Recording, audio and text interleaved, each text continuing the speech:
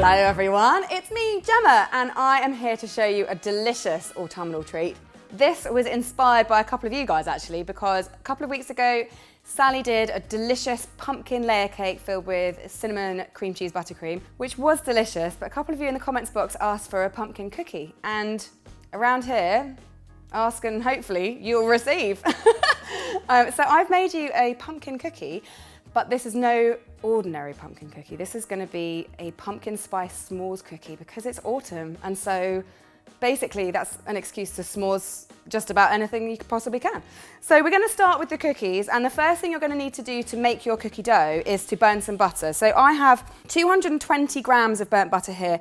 To make that, I started with 270 grams because you actually lose quite a lot of weight when the water evaporates. And I put that into a pan over just a medium-low heat, let the butter melt down and kept stirring it, and this took about 4 or 5 minutes, and when you're happy with the colour, it's ready. You want to take it off the heat, leave it to cool, and you want it to be liquid but not hot. So that's ready to go, and the next thing you want to do is to get your dry ingredients ready. I have 280 grams of plain flour, and to that I'm going to add 1 teaspoon of bicarbonate of soda, half a teaspoon of baking powder, 1 teaspoon of cinnamon, half a teaspoon of ginger, half a teaspoon of nutmeg, a little pinch of cloves, and half a teaspoon of salt just to bring out all those flavours. So just whisk that all together until it's really well combined.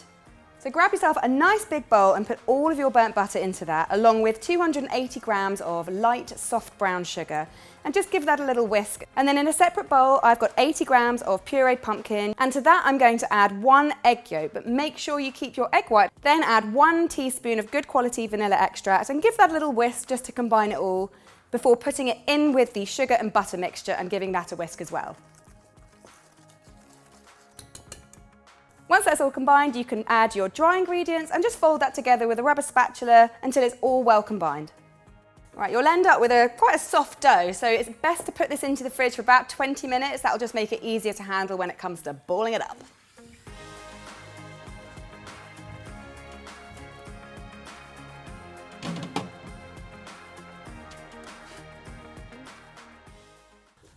This is chilled, it's still malleable, but it's just a little bit easier to roll. Now I've got my trusty digital scales, and I'm going to be measuring my balls out to be 40 grams each.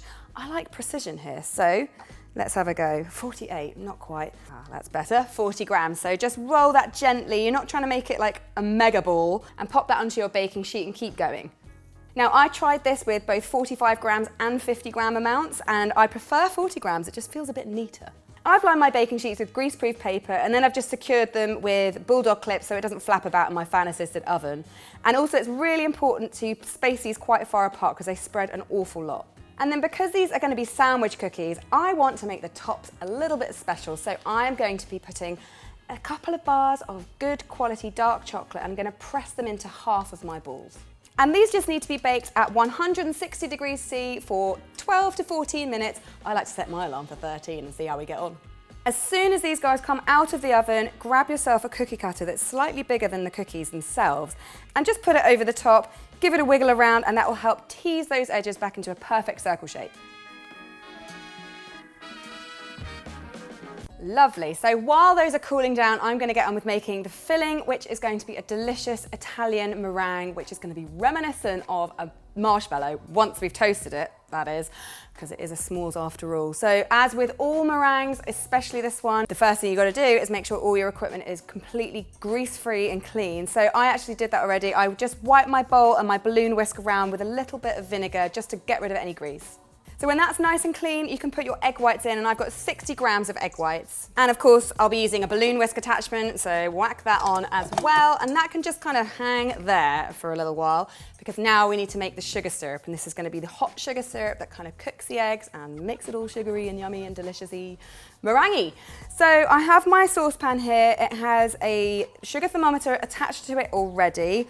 I've got it on some scales because I'm going to measure some liquid glucose, and liquid glucose is so sticky that I just find it's impossible to measure it without making a mess. You're going to need 20 grams of liquid glucose along with 75 grams of water and 220 grams of caster sugar. And that just needs to go onto a hob on a medium-low heat and just get that heating and bubbling away. Once it reaches 114 to 116 degrees C on the thermometer, you then want to put your balloon whisk down on your mixer and then on a high speed start whipping those egg whites. Your egg whites will fluff up and the bubbles will start going a lot tighter. Your sugar syrup should now read 118 degrees. Carefully and slowly you want to pour that sugar syrup down the inside of the bowl and be very careful not to hit the whisk. Leave that whisking away on quite a high speed and it should go lovely and glossy in a few minutes. Then it's ready to have a pinch of salt and a teaspoon of vanilla extract poured in.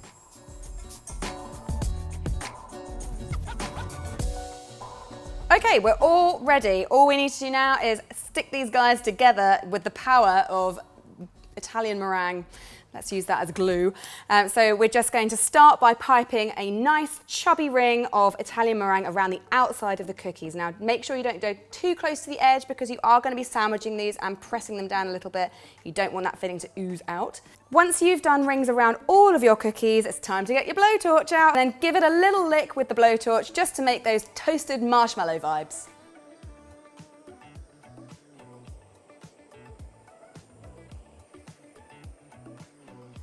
Then into the middle, I'm going to pour melted dark chocolate. And give it a little drizzle around the outside, why not?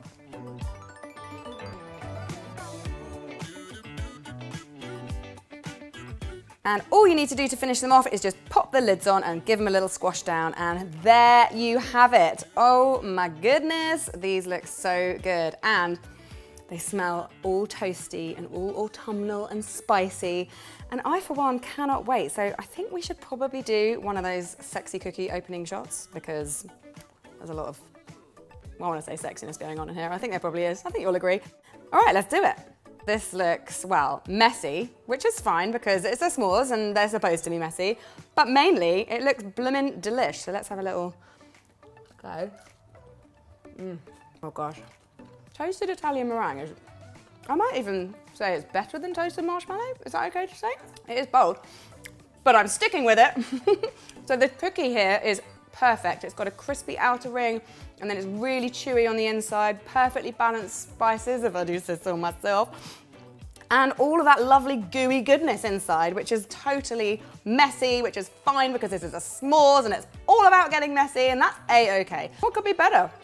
Absolutely. I mean, I can't be seen in public, but so I'll leave it there. But I will say that if you like pumpkin stuff, there's loads of pumpkin things on our channel. You just do a search in the search bar on Cupcake Jemma for pumpkin, and you'll find cupcakes, layer cakes. I think I did pancakes one year. All sorts of stuff. Anyway, don't forget, in 2 weeks' time, our book is out. Oh my gosh, so you've still got time to pre-order, and you can order signed copies from CupcakeJemma.com. We'll all sign them, so that's something you can't get anywhere else, so that's pretty cool. So make sure you head over, get your pre-orders in, and, you know, hopefully help us to get the bestseller list. Why not?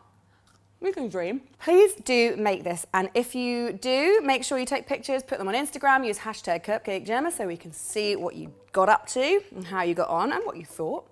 Let us know as well in the comments box below. Anyway, thank you so much for joining us. I love you guys, but I think I love this s'mores cookie more, so I'll see you. I'm going to enjoy my alone time with my s'mores cookie. Bye.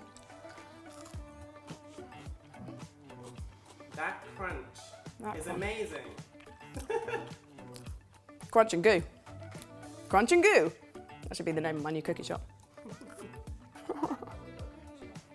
I do. It's called Crumbs and Doilies, but it's now going to rebrand Crunch and Goo. Can I have a job? Yeah. Not Dane, I fired him.